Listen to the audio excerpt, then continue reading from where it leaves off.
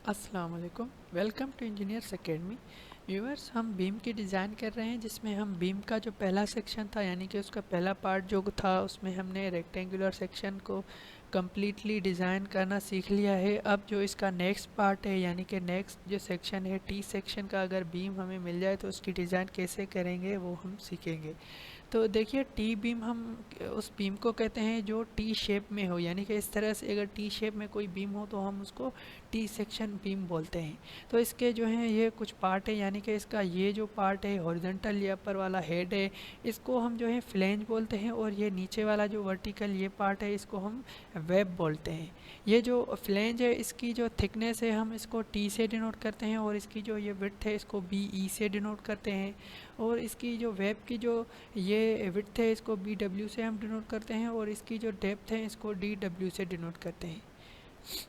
तो ये T beam जो है वो अगर कॉम्बिनेशन में ऐसे यूज़ हों तो उसके जो हैं वो दो पार्ट आ जाते हैं, यानी कि एक इंटीरियर बीम जो कि इंटरमीडिएट पॉइंट पे अगर टी बीम ऐसे यूज़ हो तो हम उसको इंटीरियर बीम बोलते हैं, और अगर ये बाहर साइड पे या टी बीम यहाँ पे यूज़ हो तो इसको हम एक्सटीरियर टीम बोलते हैं। ठीक है, ये केसेस हम क्यों बना रहे हैं, क्योंकि इंटीरियर और एक्सटीरियर बीम के जो फार्मूलाज हैं उनमें जो है वो डिफरेंस है, यानी कि हर सेक्शन का हर केस का जो फार्मूलाज हैं वो अपने हैं, अलग से हैं। ठीक है, और तीसरा जो इसका केस है वो आइसोलेटेड बीम, जो सिंगल बीम, ये जैसे ये इंडिपेंडेंट अगर बीम ये यूज़ हो किसी और के साथ कॉम्बिनेशन में ना हो तो हम इसको जो है आइसोलेटेड टी बीम कहेंगे। तो इनके जो है आगे फार्मूलाज हम डिस्कस करते हैं। पहले पहले हम डिज़ाइन में क्या है इफ़ेक्टिव विड्थ जो है वो फाइंड करना सीखते हैं, यानी कि हम देखेंगे कि इसकी जो इफ़ेक्टिव विड्थ है वो कितनी आ रही है। तो इसके जो है हर केस के तीन तीन फार्मूलाज हैं, आइसोलेटेड के दो हैं, बाकी इंटीरियर और एक्सटीरियर टी बीम के तीन तीन फार्मूलाज हैं। तो उन तीन तीन फार्मूलाज को हम पहले चेक करेंगे, फिर उनमें से जो भी लोवेस्ट वैल्यू होगी वो हम यूज़ करेंगे।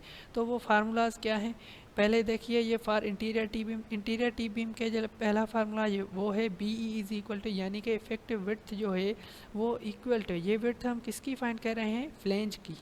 याद रखिए बी ई जो है विड्थ ऑफ फ्लेंज है। तो ये डिपेंड किस पे करती है, लेंथ पे भी डिपेंड करती है। ठीक है, और जो है थिकनेस और जो विड्थ ऑफ वेब है इस पे भी डिपेंड करती है, और सेंटर टू सेंटर डिस्टेंस जो है उस पे भी जो है वो डिपेंड करती है। तो ये तीनों तरीक़ों के जो फार्मूलाज हैं इन तीनों की हम वैल्यू फाइंड करेंगे, फिर इनमें से जो भी लोवेस्ट होगी वो यूज़ करेंगे।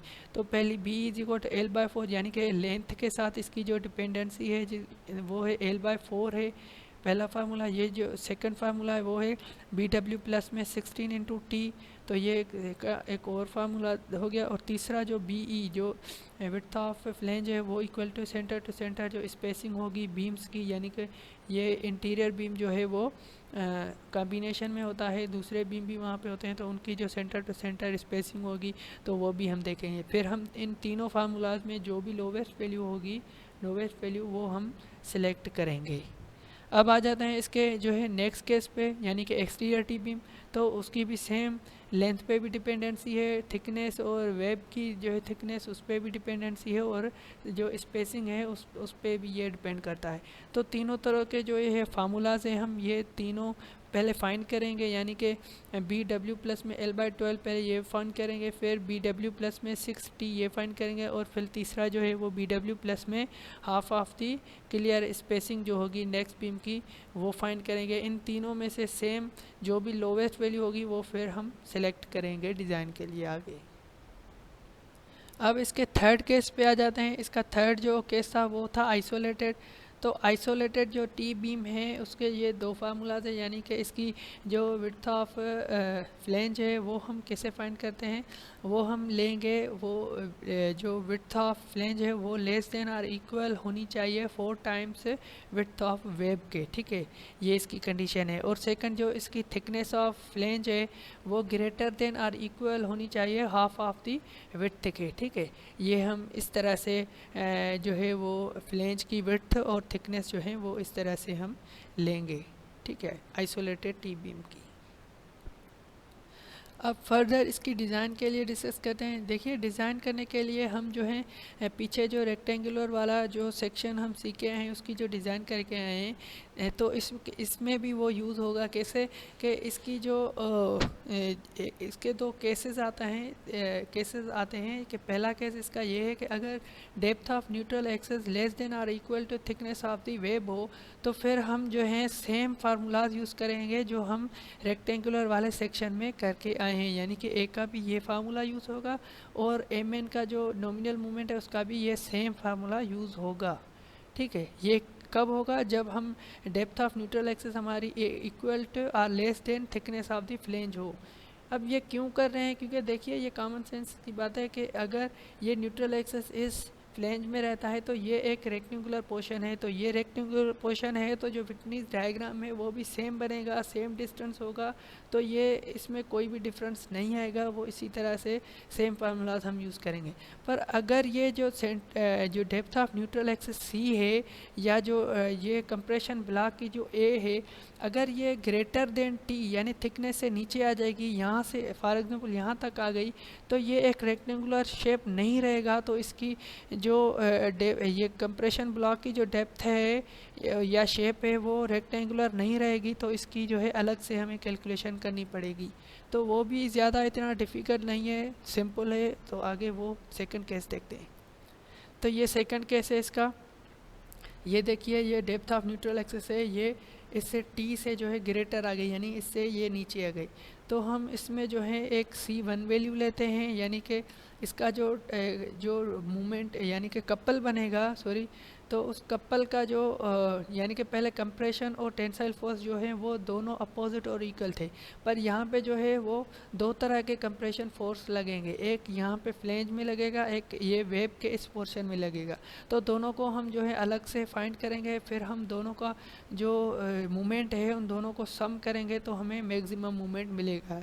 तो उनके फार्मूलाज क्या हैं? C1 का जो फार्मूला है वो ये होगा, यानी कि BW विड्थ ऑफ जो वेब है इनटू जो जो ए का ये जो कंप्रेशन ब्लॉक की जो होगी डेप्थ, वो उससे मल्टीप्लाई करेंगे तो ये एरिया बनेगी, ठीक है, C1 की। और C2 की जो एरिया बनेगी वो कैसे बनेगी? BC, यानी कि जो BC जो है, सॉरी BE होगी, ये BE माइनस में BW हम करेंगे तो ये एक साइड मिलेगी इनटू ये थिकनेस ऑफ ये जो फ्लेंज है, इसको हम मल्टीप्लाई करें तो ये एरिया हमें मिलेगी। इस एरिया को फिर हम एवरेज ये कंप्रेसिव इससे से मल्टीप्लाई करेंगे तो C2 मिलेगी। अब C1 और C2 ये कंप्रेशन दो फोर्सेस मिल गए, इन दोनों के जो डिस्टेंसेस हैं इनसे मल्टीप्लाई करेंगे तो हमें मूवमेंट मिलेगा। तो Mn इज इक्वल टू एक C1 का मूवमेंट, यानी C1 जो है वो कितने डिस्टेंस पे लगेगा? D माइनस A/2 पे लगेगा, और C2 जो है वो कितने डिस्टेंस पे लगेगा? D माइनस T/2 के डिस्टेंस पे लगेगा। तो इन दोनों मूवमेंट का सम करेंगे तो हमें मैक्सिमम मूवमेंट मिल जाएगी। तो ये के सारे स्टेप हैं, केस 1 के भी जो हमने डिस्कस कर लिए और केस 2 के भी डिस्कस कर लिए।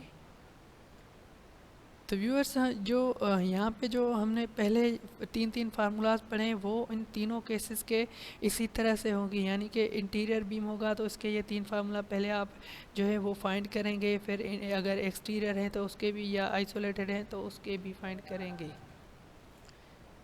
तो ये फार्मूलाज जो हैं वो हमने सीख लिए, ठीक है। तो केस 1 में फिर हम देखेंगे कि इसका न्यूट्रल एक्सेस यानी कि इसकी C फाइंड करेंगे, फिर वो देखेंगे थिकनेस से लेस है या ग्रेटर है तो फिर हम वो फार्मूला यूज़ करेंगे।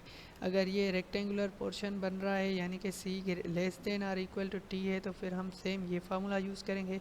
अगर ये ग्रेटर देन और equal to greater than T आ रही है तो फिर हम जो है ये फार्मूलाज फाइंड करके ये एक जो है फिर जो है नॉमिनल मोमेंट जो है वो फाइंड करें। तो अब हम इसका नेक्स्ट जो है वो इस पे जो है एग्जांपल करेंगे। ये नीचे एग्जांपल मैंने जो है किया हुआ है, तो एक और वीडियो बनाते हैं उसमें जो है वो दोनों केसेस पे जो एक एग्जांपल करेंगे और एक आइसोलेटेड पे भी एग्जांपल करेंगे। तो ये टी बीम का जो है डिज़ाइन भी कंप्लीट हो जाएगा।